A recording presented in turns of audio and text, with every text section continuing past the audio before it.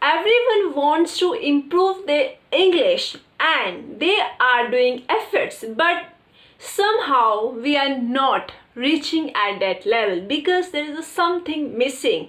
So today we will discuss and we will speak some sentences.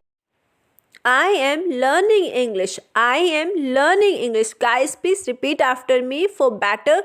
I want to speak English confidently. I want to speak English confidently.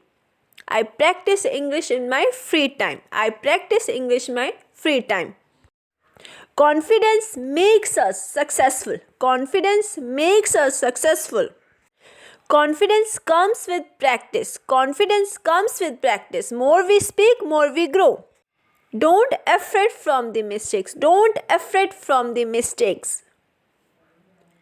Making mistakes means you are learning. Making mistakes means you are learning. And if you like it, please comment below and don't forget like, share and subscribe Bakulbisht Learning Ki channel.